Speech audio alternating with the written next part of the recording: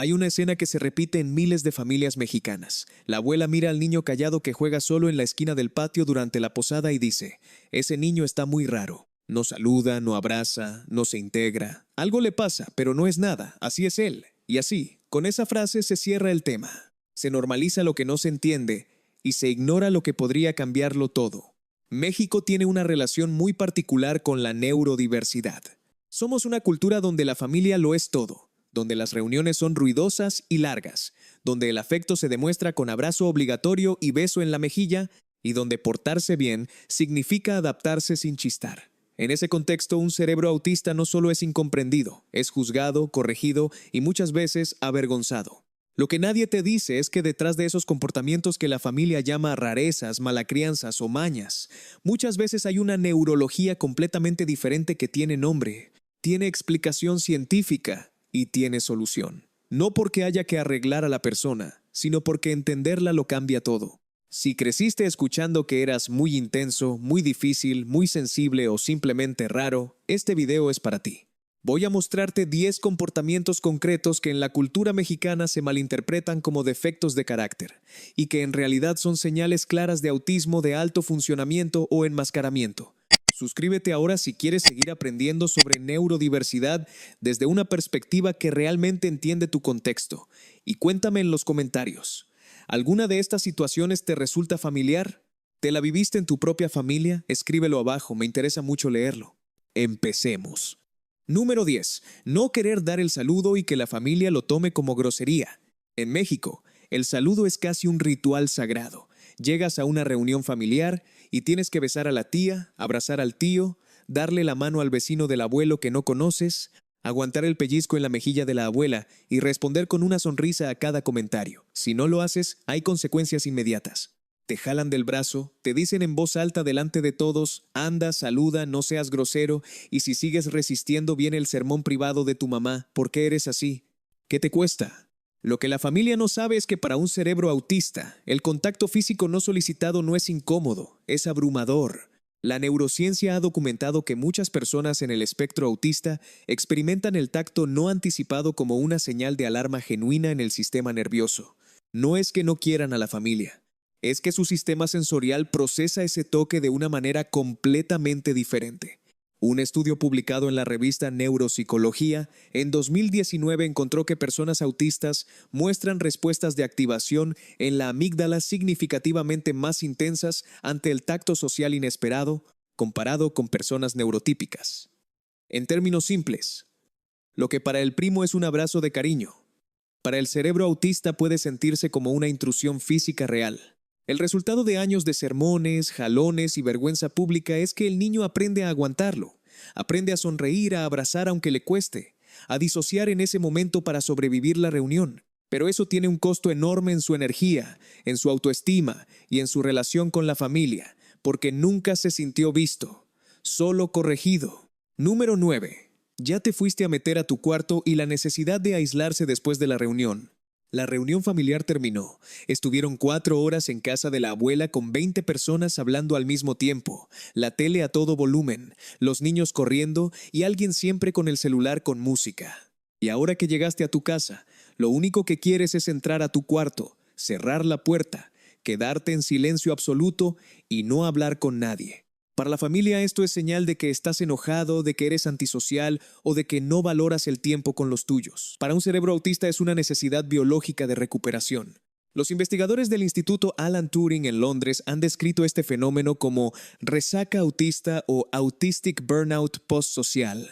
Lo que ocurre es que durante horas, el cerebro neurodivergente estuvo procesando simultáneamente conversaciones múltiples, ruidos de fondo, cambios de temperatura, olores de la comida, expresiones faciales, tonos de voz y miles de estímulos más que el cerebro típico filtra de forma automática e inconsciente.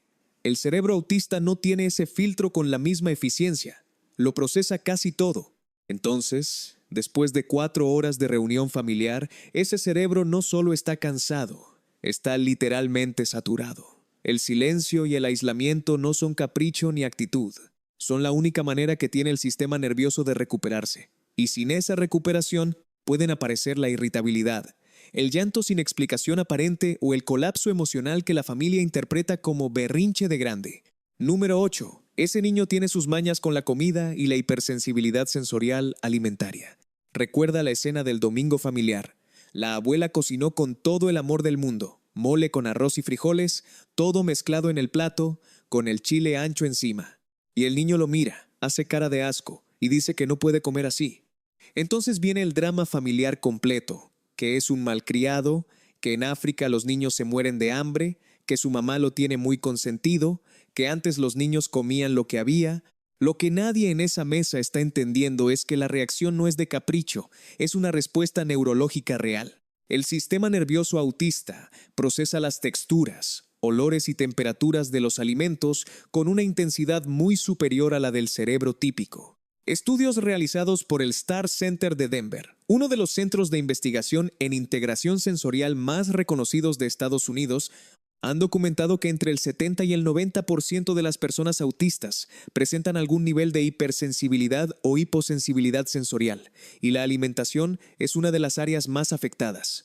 Cuando los alimentos se mezclan en el plato y cambian de textura, cuando el mole caliente toca el arroz frío y se forma una combinación de temperaturas y consistencias, el cerebro autista puede interpretarlo como una amenaza.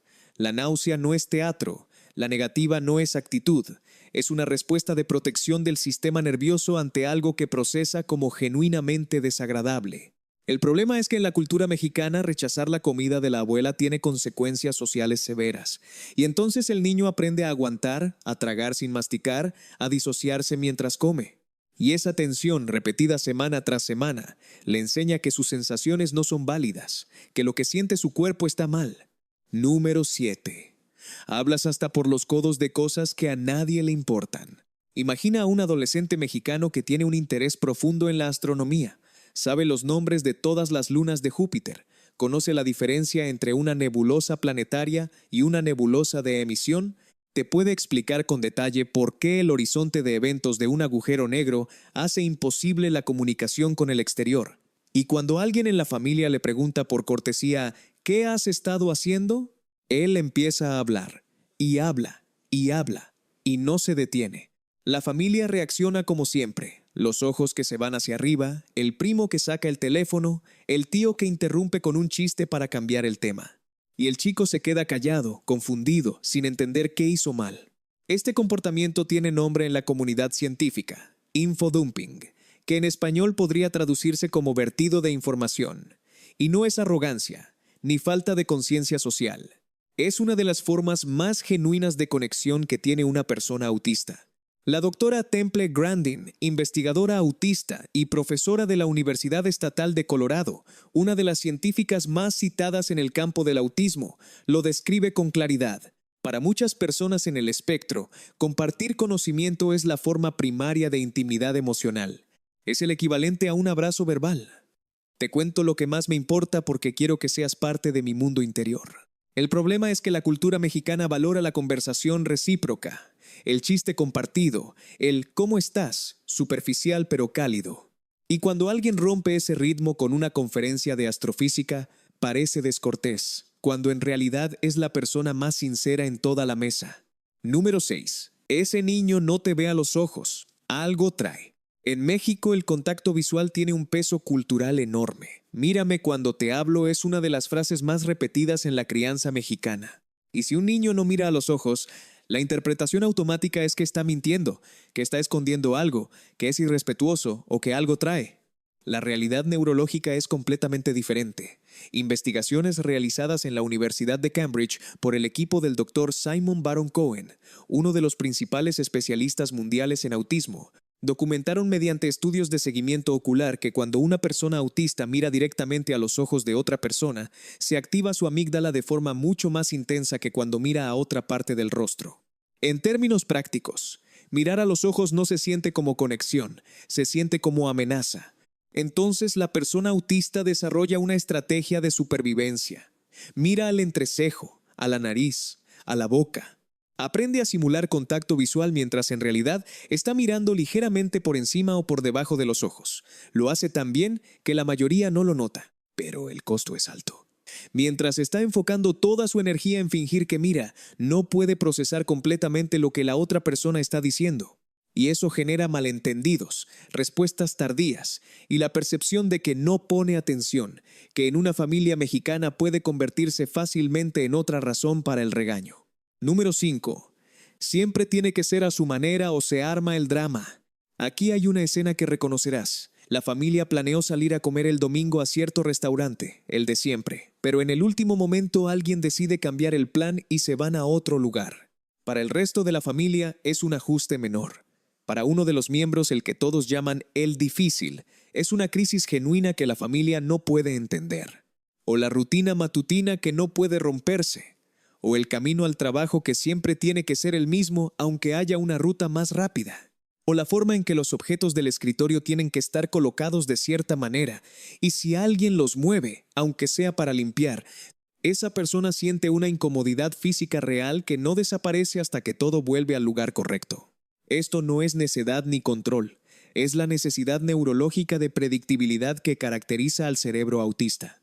El Dr. Stephen Shore, educador autista y profesor de la Universidad de Adelphi en Nueva York, explica que el cerebro autista gasta una cantidad de recursos cognitivos significativamente mayor que el cerebro típico en procesar los cambios inesperados del entorno. Una rutina no es una preferencia, es un sistema de gestión de energía mental. Cuando la rutina se rompe sin aviso, el cerebro no solo se incomoda, se desorganiza, y esa desorganización produce ansiedad real, no teatral. En la cultura mexicana, donde la improvisación es virtud y la flexibilidad es señal de buen carácter, esta rigidez se malinterpreta constantemente. Es que tiene que ser rey, es que todo tiene que ser a su modo, así lo malcriaron, y la persona aprende de nuevo que lo que necesita su cerebro está mal. Número 4. Se ríe de cosas que no son chistosas o no entiende el chiste. El humor mexicano tiene capas.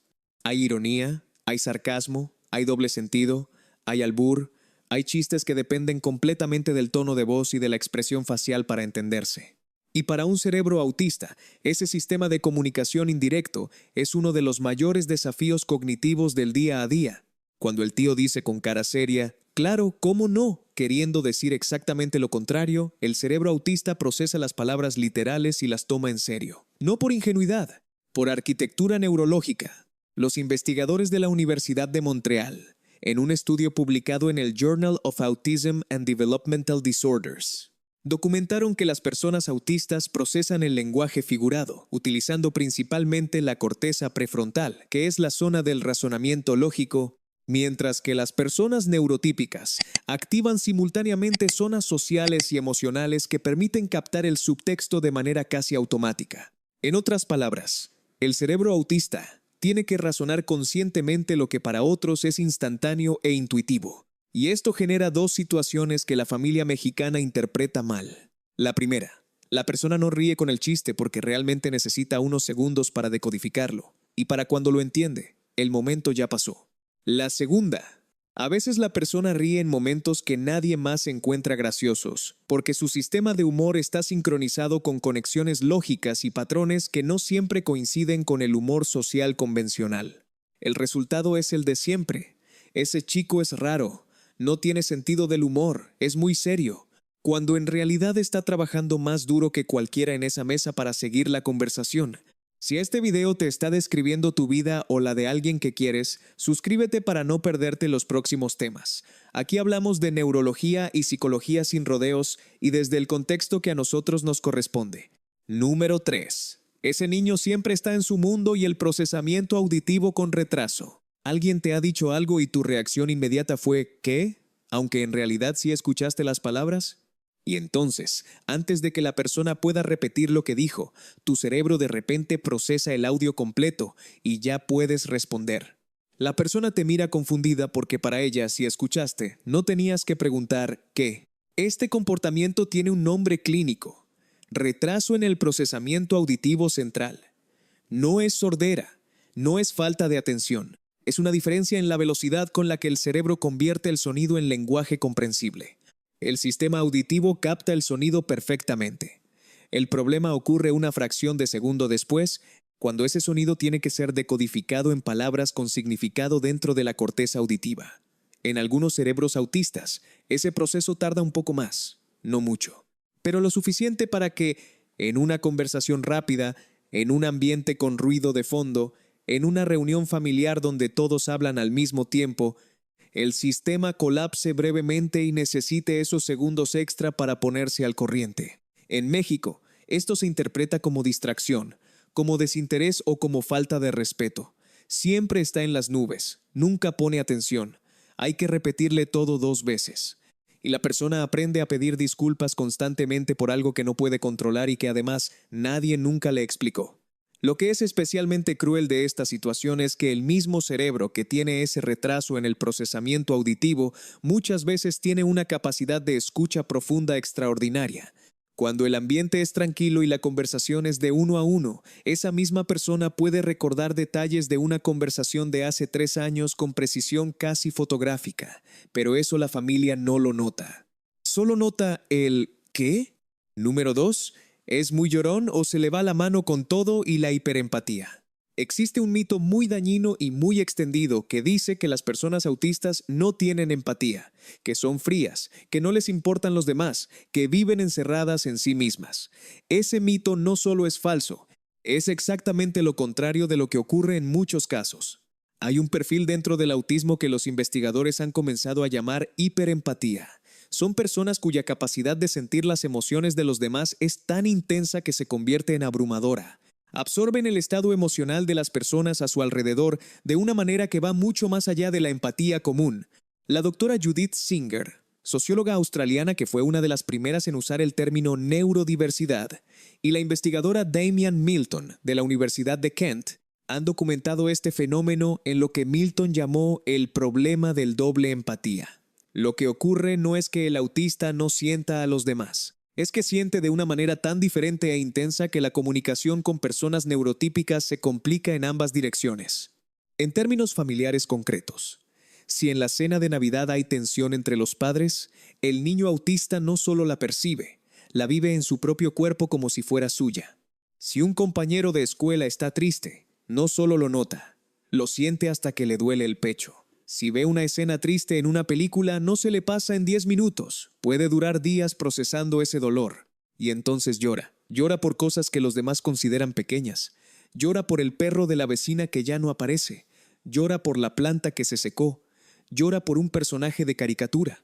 Y la familia dice, ¡qué exagerado! Ya no llores por eso. Así nunca vas a sobrevivir. Sin saber que ese niño está cargando el peso emocional de todos los que están en esa habitación, más el de los que ya no están, más el de todo lo que vio en las noticias esa mañana. Número 1.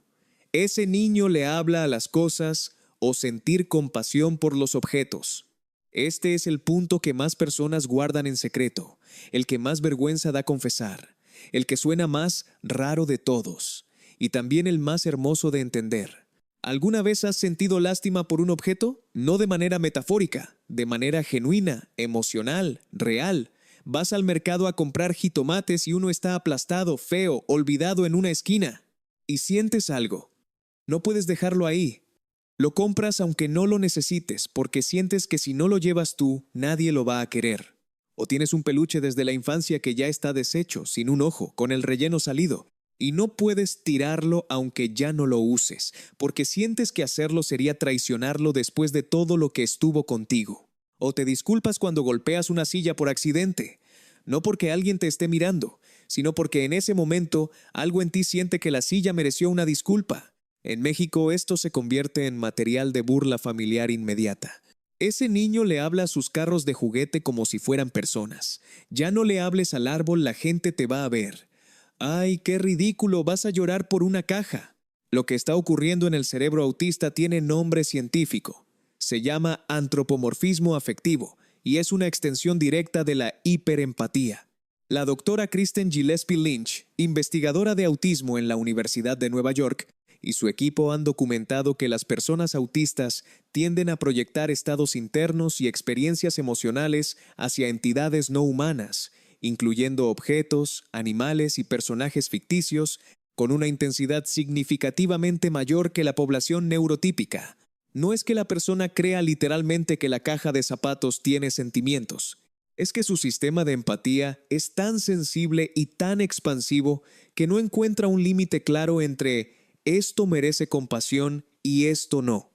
Esa barrera que el cerebro típico tiene automáticamente, en el cerebro autista es porosa o simplemente no existe de la misma manera. Y eso es extraordinario, porque significa que estamos hablando de una persona cuya capacidad de compasión es tan grande que se derrama más allá de los límites habituales.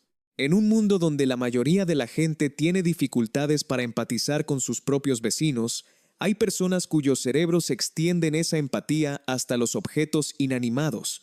La familia lo llama rareza. La ciencia lo llama una forma diferente, más intensa y más expansiva de sentir el mundo. Para cerrar, si mientras escuchabas este video fuiste recordando momentos concretos de tu infancia, de la escuela, de las reuniones familiares, respira. Lo que sientes tiene sentido. Durante décadas México no tuvo las herramientas para entender la neurodiversidad.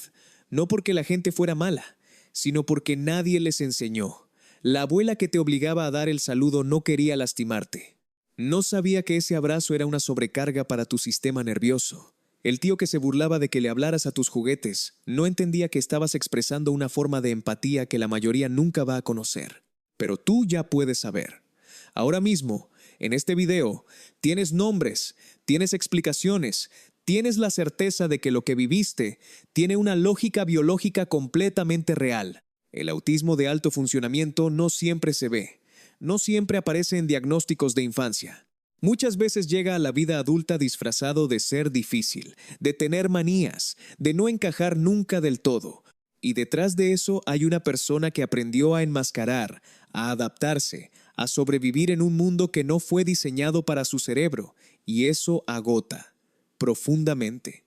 Reconocer que esos comportamientos tienen una explicación no es excusa, es la primera herramienta real para dejar de pelear contra uno mismo y empezar a entenderse.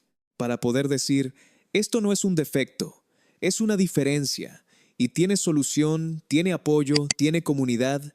Si tienes sospechas de que esto describe tu experiencia o la de alguien cercano, busca a un especialista en salud mental con experiencia en neurodiversidad.